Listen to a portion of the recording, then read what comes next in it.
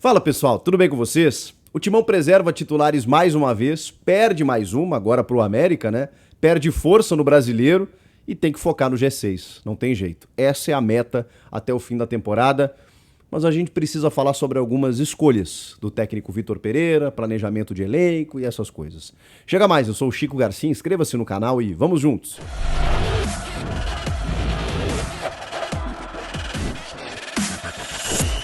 Rapaziada, aquela dica especial. Quer ficar por dentro de tudo que tá rolando no Campeonato Brasileiro? Ainda conferir os melhores momentos dos jogos das séries A e B do Brasileirão? 5 minutos depois que terminarem as partidas, corre pro OneFootball que tá lá, e em altíssima resolução, para você conferir os gols, os lances, os craques, além de você ficar por dentro das notícias, das escalações, tudo que tá rolando nessa reta final de Brasileirão. Para isso, é só ter o OneFootball. Você baixa gratuitamente, hein? Não custa nada, o link tá aqui na descrição e serve para qualquer celular.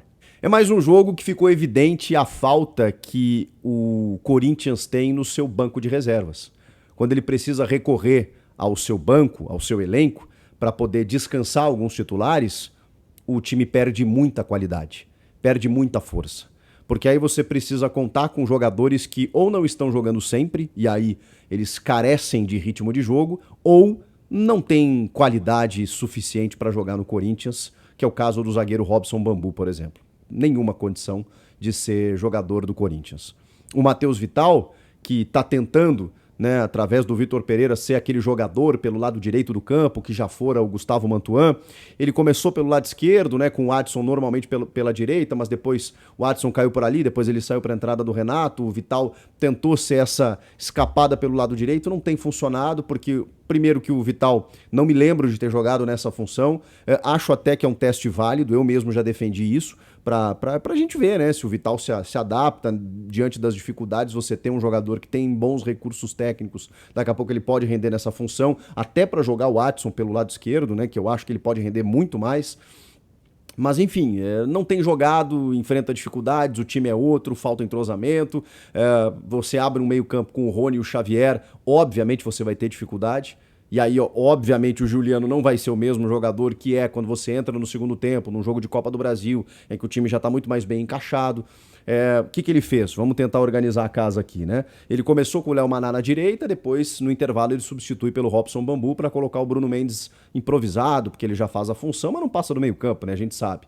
Com o Raul Gustavo ali, que o Raul Gustavo tentou fazer tudo sozinho numa arrancada, né, que até se empolgou, né, e tinha o Roger Guedes na direita, ele acabou perdendo a bola, faltou fôlego e tal.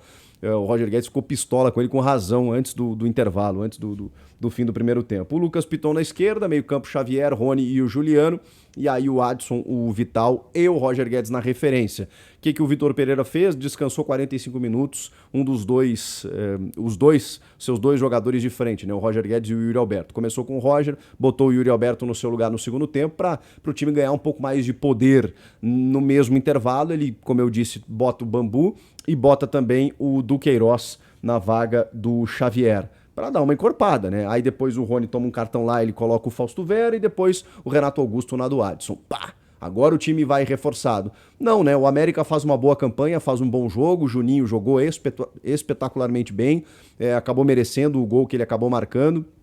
O América mereceu a vitória, o Corinthians ameaçou em alguns momentos, mas o Cássio foi decisivo, né? De novo, tudo bem que a defesa mais difícil que ele faz é num impedimento do Henrique Almeida, mas o Cássio foi um cara super importante no jogo. O Corinthians pouco ameaçou, a não ser em chutes de longe, em chutes esporádicos, assim, porque estava realmente difícil de trabalhar a bola. É um time que não joga junto e tem dificuldade para fazer qualquer tipo de jogada ofensiva. E o Vitor Pereira sabe disso. Aí agora o debate que eu queria propor para vocês é o seguinte: essa culpa, essa responsabilidade do Corinthians já largou o título do Brasileiro há muito tempo, né? Há algumas rodadas. E agora precisa focar numa classificação para a fase de grupos da Libertadores, porque está disputando a Copa do Brasil e, se não vencer a competição, precisa conquistar essa vaga via Campeonato Brasileiro. Então não pode cair muito assim. Pela sorte da tabela, porque o Atlético Paranaense tropeçou contra o Cuiabá, o Corinthians se manteve na 5ª colocação. E a gente está contando que vai ter G6, né? Para a fase de grupos e G8 de vagas aí para Libertadores. E o América, como eu disse, está fazendo uma boa campanha, mereceu a vitória, mas o Corinthians, que conquistou uma vitória nos últimos 7 jogos, O Corinthians tem uma vitória sobre o Bragantino nos últimos 7 jogos. Isso significa 4 pontos ganhos em 7 disputados. 4 pontos ganhos em 21 pontos disputados. Uma vitória nos últimos 7 jogos. Nesse cômputo dos 7 jogos, você tem 3 empates, 3 derrotas e uma vitória lá no meio contra o Bragantino. Então, repito, 4 pontos em 7 jogos em 21 pontos disputados. É óbvio que aí você não disputa o título e perde muita força na disputa dessa vaga direta. Mas quem é a culpa? Foi a pergunta que eu fiz. Do Vitor Pereira, que preserva titulares, ou de um planejamento melhor feito em termos de elenco? Eu acho que essa responsabilidade é dividida, não vou tirar do Vitor Pereira, mas eu preciso entender o que ele faz quando ele tira boa parte dos seus titulares. E aqui a crítica seria maior se ele nem levasse para o jogo, por exemplo, jogadores como o Roger Guedes, como o Yuri Alberto, como o Renato Augusto, como o Duqueiroz, que são titulares dele. O Juliano é um 12º titular, vamos combinar assim, o Fausto Vera também, que entrou no segundo tempo. Se ele nem levasse esses caras, eu acho que a gente poderia cobrar mais do Vitor. Porra, o cara largou total, né? Sei lá, pegou a molecada, pegou e deu folga pros caras, porque eu já vi treinador fazer isso. O Renato Gaúcho adorava fazer isso, quando ele focava nas Copas, apostava todas as suas fichas nas Copas e o brasileiro ele largava mesmo. Botava, às vezes, um sub-20 para jogar no Brasileirão e aí não disputava nada mesmo. Só quando caía das Copas que começava a reforçar no brasileiro. Não é o caso. O Vitor Pereira, na minha opinião, mesmo que os primeiros jogos, né, os jogos da Copa do Brasil, eles sejam daqui há muito tempo, né, só no mês que vem, os caras vieram de uma classificação desgastante na quinta-feira. Então eu entendo, ele vê o potencial de lesão, ele vê o potencial do seu elenco em termos de desgaste e fazer o seguinte, eu não posso botar todas as minhas fichas, até porque o América, embora a campanha que faça, sempre teve dificuldades históricas com o Corinthians. É a primeira vitória do América sobre o Corinthians em Brasileiro desde 2011. É a primeira vitória do América sobre o Corinthians no Independência. Então, assim, o Corinthians foi com retrospecto, foi com a sua força, apostou no seu elenco, apostou na minutagem de alguns jogadores qualificados que ou começaram o jogo ou entraram no segundo tempo para ver se arrancava pelo menos um empate para tentar sobreviver ao que aconteceu na quinta-feira. Então, por mais que eu possa criticar o Vitor Pereira poxa vida, não dava para reforçar um pouquinho mais esse time inicial, não dava para você tentar buscar uma vitória e depois, enfim, aí começa a tirar as peças. Ele faz ali o gerenciamento físico dele e eu me sinto muito constrangido até em criticar, porque lhe faltam opções. E acho que ele também já deveria, né, ter dito para a diretoria que não tem condições de apostar num jogador como o Robson Bambu, por exemplo. Não tem condição. Busca na base um outro zagueiro, ele tem o Robert Renan, ele tem outras alternativas. Eu sei que é um cara que está no elenco, que recebe salário, mas tinha um comentarista antigo lá no Rio Grande do Sul que dizia, né, o Cláudio Cabral, saudoso, jogador ruim você não mantém no elenco, né? Porque uma hora ele joga. E é isso que acontece, né? Porque daqui a pouco o cara tá ali, daqui a pouco é relacionado, daqui a pouco na ausência ele vai pro campo e acaba comprometendo. Então, assim, não pode mais fazer parte dos planos.